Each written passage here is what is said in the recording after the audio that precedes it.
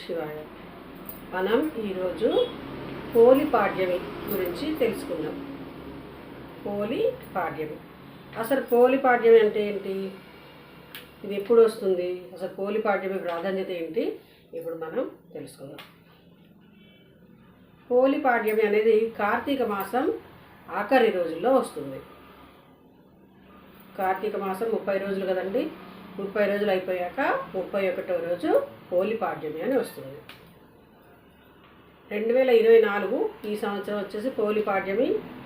అమావాస్యేమో ఆదివారం వచ్చింది, పాడ్యమి గడియలేమో సోమవారం వచ్చాయి. కాబట్టి మనం సోమవారం పోలి పాడ్యమి రోజు తెల్లవారుజామున 4 గంటలకి ఈ దీపాలు పెట్టుకుంటే చాలా మంచిది. మనకు అవకాశం లేదండి, మనకి 11:58 వరకు పాడ్యమి గడియలు ఉన్నాయి. ఆలోపు మనం ఎప్పుడైనా పెట్టుకోవచ్చు. మామూలుగా అయితే కార్తీక మాసానికి తెల్లారుజామున 4 గంటలకు దీపం పెట్టడమే స్పెషల్. ఇక తర్వాత మన ఓపిక, మన అవకాశం. ఓకే అండి, అసలు పోలి పాడ్యమి అంటే ఏందో తెలుసుకుందాం. పోలి పాడ్యమి ముఖ్యంగా మనకు సూచించేది ఏంటంటే, భగవంతుడు ఏదైనా మనకి గొప్పగా చేయాలి అని చూడడు అనేది మనకి మెయిన్. మనకు ఆ కథలో విషయం మనకు తెలుస్తుంది. ఆయనకి కొండంత పెట్టినట్టు, గోరంత పెట్టినా కూడా కొండంత పెట్టినంత సంతోషాన్ని ఆయన వ్యక్తం చేసి మనకి దీవెనలు అందిస్తాడు అని చెప్పడం కోసమే ఈ పోలి పాడ్యమి కథ. మామూలుగానే అనగనగా ఒక ఉమ్మడి కుటుంబం ఉండేది. ఆ కుటుంబంలో పోలి అనే ఆవిడ చిన్న కోడలుగా వెళ్ళింది. ఈమె 5వ కోడలు. ఈ పోలికి చిన్నప్పటి నుంచే కూడా పోలి పేరు వస్తే పోలమ్మ అనమాట. ఈ పోలికి చిన్నప్పటి నుంచి కూడా పూజలు చేయటం, వ్రతాలు చేయటం, నోములు చేయటం, తర్వాత వాయనాలు ఇవ్వటం, ఇట్లాంటివన్నీ కూడా తనకి చాలా ఇష్టంగా ఉండేది. ఎంతో ఇష్టపూర్తిగా మనస్ఫూర్తిగా కూడా పూజలు చేస్తూ ఉండేది. అలా పెళ్లి కాకముందు చేసిన ఇంట్రెస్ట్ తోటి పెళ్ళయ్యాక కూడా తను ఎంతో ఇంట్రెస్ట్గా పూజలు చేస్తూ ఉంది. అయితే ఇలా పూజలు చేస్తూ ఉండడం మిగిలిన 4 తోటికోడళ్ళకి, అత్తగారికి నచ్చేది కాదు. ఎందుకంటే అందరూ చుట్టుపక్కల వాళ్ళంతా పోలి మంచి భక్తురాలు, ఆమె పూజలు బాగా చేస్తుంది కాబట్టి కొంచెం ఎట్లయినా ఉంటుంది కదా, ఆమెను బాగా పొగుడుతున్నారు, ఆమెను బాగా పొగుడుతున్నారు అనేది ఉండేదన్నమాట అందరికీ ఉండడంతో ఈసారి ఎట్లయినా కూడా పోలి కన్నా మనం మంచి పేరు తెచ్చుకోవాలి అని భావించారు అత్తలు, కోడళ్ళు, మిగిలిన వాళ్ళు. అందరూ అట్లా పోలి కన్నా బెటర్గా పూజ చేసుకోవాలి, అందరికన్నా మనకు బెటర్ అనిపించుకోవాలి అని చెప్పేసి అనుకొని ఇక నెక్స్ట్ వచ్చేసింది కార్తీక మాసం. ఇక కార్తీక మాసం అనగానే స్నానాలకి, నదీ స్నానాలకి, దీపారాధనకి ఇంపార్టెన్స్. సో ఏం చేశారంటే ఈ 4 తోటికోళ్ళు అత్తగారు కలిసి ఇంట్లో పనంతా కూడా పోలికి అప్పచెప్పి, మరి నువ్వే వెళ్ళి ఇంట్లో పనంతా చూసుకో, ఇంటికి కాపలా నువ్వే అని చెప్పేసి ఆమెను ఇంటికి కాపలాగా ఉంచి వీళ్ళందరూ కలిసి ఈ 4 కోడళ్ళు అత్తగారు కలిసి నదీ స్నానానికి వెళ్ళేవాళ్ళు. రోజు ఉదయం పొద్దున్నే వెళ్ళి నదిలో చక్కగా స్నానం చేసి దీపారాధన చేసుకొని వచ్చేవారు అనమాట. ఎక్కడ పోలి ఇంటి దగ్గర దీపారాధన చేస్తుందో అని చేతి నిండా పని అప్పగింపేసేది అత్తగారు. ఇక 1 నిమిషం కూడా తీరిక లేనంత పని చెప్పేసి వచ్చేసేది. అయినా కూడా పోలికి చిన్నప్పటి నుంచి దీపారాధన చేయడం అంటే ఇష్టం కాబట్టి ఎలాగైనా తను దీపారాధన చేయాలని పోలి నిర్ణయించుకుంది.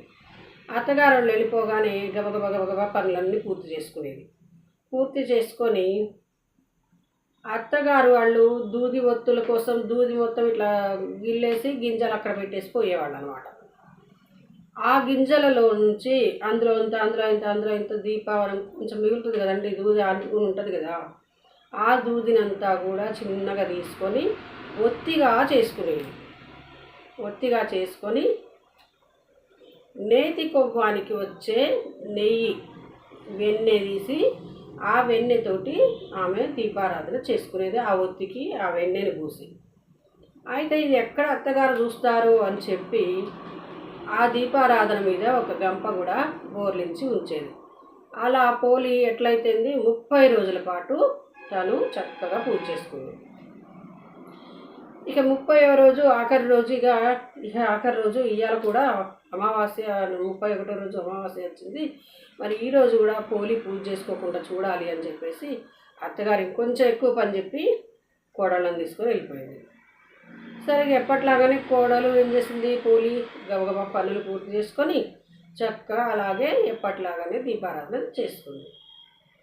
ఈమె ఎంత ఇబ్బందులు అయినప్పటికీ, ఎన్ని పనులు ఉన్నప్పటికీ, అత్తగారు ఎంత పూజ చేసుకోనియకపోయినప్పటికీ తాను శ్రద్ధగా పూజ చేసుకునేసరికి ఇక శివమహేశ్వరులకి ఎంతో సంతోషం వేసింది. దేవతలందరికీ కూడా ముచ్చటేసింది. ఆమె ఎంత కష్టపడి పూజలు చేసుకుంటుంది కదా, ఆమెకు మనం ఫలితాన్ని ఇవ్వకపోతే ఎట్లా అని అనిపించింది అనమాట. దేవుళ్ళకి కూడా అనిపించి ఎమ్మటే దేవదూతలని పుష్పక విమానం ఇచ్చి పోలిని ఎక్కించుకొని రమ్మని పంపించారు. అంటే పోలిని సశరీరంగా, అంటే చనిపోక ముందే ఆమెని తీసుకొని రమ్మని చెప్పి పుష్పక విమానాన్ని పంపించారు పోలి కోసం. ఆ విధంగా పుష్పక విమానం పోలి ఇంటి ముందు ఆగింది. ఇక ఈలోపు అత్తగారు ఏం చేసింది, పూజలు చేసుకొని చక్కగా స్నానాలు చేసి, నలుగురు తోటి కోడళ్ళు అత్తగారు స్నానాలు చేసి నది స్నానం నుంచి ఇంటికి వచ్చారు. ఇంటికి వచ్చేసరికి అక్కడేముంది, చక్కగా విమానం, పుష్పక విమానం అక్కడ ఆగి ఉంది. అమ్మ మేము ఇంత నిష్టగా పూజలు చేశాము కదా, అందుకని చెప్పేసి మాకు పుష్పక విమానం వచ్చిందని చెప్పి ఎంతో సంతోషపడి గబగబా అందరూ కలిసి పుష్పక విమానం దగ్గరికి ఉరికారు. తీరా అక్కడ చూస్తే పుష్పక విమానంలో పోలి ఉంది. అదేంటి పోలి ఉందని ఒక్కసారి ఆశ్చర్యపోయారు. ఎందుకంటే పోలి పూజలు చేయలేదు, మరి మేమేమో అన్ని నిష్టగా పూజలు చేశాం, అదేంటబ్బా అని అనుకున్నారు. కానీ సరే ఏవైతే అయింది, పోలితో పాటు మేము కూడా స్వర్గానికి పోవాలని నిర్ణయించుకున్నారు. సో దేవదూతల్ని మరి మేము కూడా వస్తాము, మరి మేము పూజలు చేశాం కదా, పోలితో పాటు మమ్మల్ని కూడా తీసుకుపోండి అని చెప్పేసి ప్రాధాయపడ్డారు. కానీ దేవదూతలు ఏమన్నారు, పోలికి మాత్రమే పర్మిషన్ ఉంది, మరి పోలిని మాత్రమే తీసుకురమ్మని మాకు దేవుళ్ళు చెప్పారు, కాబట్టి మేము పోలిని మాత్రమే తీసుకుపోతామని చెప్పేసి మిగిలిన వాళ్ళందరినీ అక్కడ వదిలేసి పోలిని మాత్రమే తీసుకొని వెళ్ళారు. ఇది పోలి పాడ్యమి కథ, పోలమ్మ కథ అన్నమాట. ఓకేనా అండి. అయితే ఈ కథ యొక్క ఉద్దేశం ఏంటి, మనం చేసే పూజ నిష్టగా ఉండాలి కానీ ఆడంబరంగా ఉండకూడదు అనేది మనందరికీ తెలియజేయడం కోసమే ఈ యొక్క కథని ప్రతి సంవత్సరం కార్తీక మాసం అయిపోగానే మన పెద్దలు మనకి చెప్తారు. ఎందుకంటే మనము ఏదో అమ్మ ఇంత చేసింది, మనం ఇంకా ఎక్కువ గ్రాండ్గా చేయాలి అనే ఆలోచనలతోటి ఎక్కువ ఏం చేయనవసరం లేదు.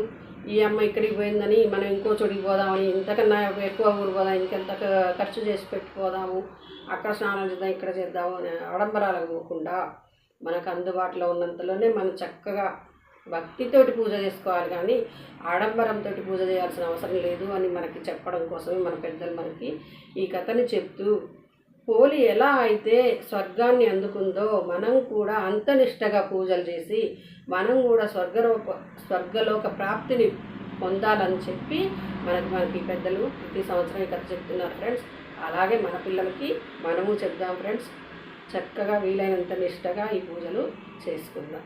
సర్వే జనా సుఖినో భవంతు. ఫ్రెండ్స్, ఈ కథ మీకు నచ్చిందా ఫ్రెండ్స్? ఇంకా మా ఛానల్ని ఎవరైతే సబ్స్క్రైబ్ చేసుకోలేదో వాళ్ళందరూ సబ్స్క్రైబ్ చేసుకోగలరు ఫ్రెండ్స్. మరి నా ఛానల్ మీద కామెంట్స్ పెట్టండి, ఏం పర్వాలేదు. Please like, share and subscribe. Thank you for watching.